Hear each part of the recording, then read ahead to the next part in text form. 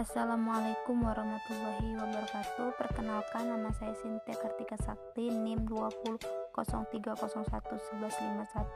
dari Prodi PGSD semester 4. Dosen pengampu Ibu Wiwi Okta Susilawati MPD. Mata kuliah Konsep Dasar PPKN kelas rendah SD. Materi kelompok 6, pengembangan kurikulum PPKN SD. A. Pengertian kurikulum PPKN SD. Kurikulum adalah seperangkat rencana dan pengaturan mengenai tujuan, isi, dan bahan pelajaran serta cara yang digunakan sebagai pedoman kegiatan pembelajaran di sekolah. Kurikulum mengandung 4 dimensi yang saling berhubungan.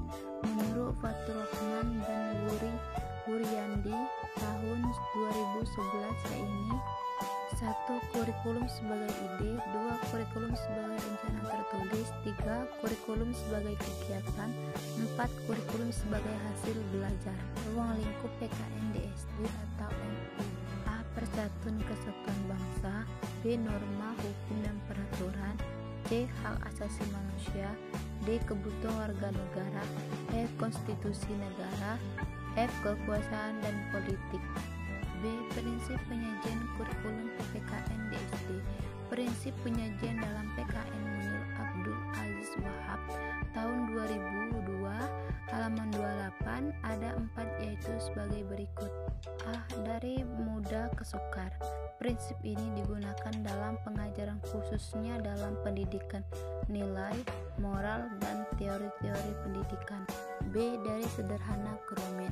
Prinsip ini pada dasarnya adalah konsep atau nilai dan normal yang berkaitan dengan pengalaman nilai-nilai Pancasila dalam kehidupan sehari-hari.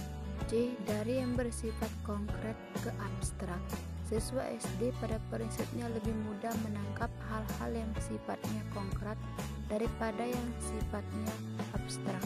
D. Dari lingkungan paling dekat ke lingkungan lebih luas. Lingkungan pendidikan yang pertama dan utama bagi anak adalah lingkungan keluarga. Materi kelompok 7, pengertian dan jenis-jenis strategi pembelajaran. A. Pengertian proses belajar mengajar. Proses belajar mengajar merupakan kegiatan interaksi antara guru dan siswa dan komunikasi timbal balik yang berlangsung dalam situasi edukatif. B. Syarat-syarat siswa menjadi aktif di kelas. 1. Memperbanyak praktek, tidak hanya teori. 2. Menggunakan model pembelajaran jigsaw. 3. Memberikan apresiasi atau reward. 4. Diskusi kelompok. C. Pengertian strategi pembelajaran. Secara umum, strategi adalah alat, rencana, atau metode yang digunakan untuk menyelesaikan suatu tugas. Beckman 2004 halaman 1. D. Komponen strategi pembelajaran. 1. Tujuan pengajaran merupakan acuan yang dipertimbangkan untuk memilih strategi belajar mengajar. 2. Guru. Masing-masing guru dapat berbeda dalam pengalaman, pengetahuan, kemampuan dalam menyajikan dan mengatur pelajaran, gaya mengajar, hingga pandangan hidup ataupun wawasannya.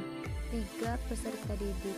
Di dalam kegiatan belajar mengajar, peserta didik mempunyai latar belakang yang tentunya berbeda-beda. 4. Materi pelajaran. Komponen materi pelajaran dapat dibedakan antara materi formal dan materi informal. 5. Metode pengajaran.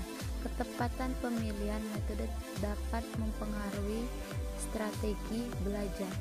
Jenis-jenis strategi pembelajaran. 1. Strategi pembelajaran langsung. 2. Strategi pembelajaran cooperative learning. 3. Strategi pembelajaran problem solving. 4. Strategi mengulang. 5. Elaborasi. 6. Organisasi. Sekian, terima kasih. Wassalamualaikum warahmatullahi wabarakatuh.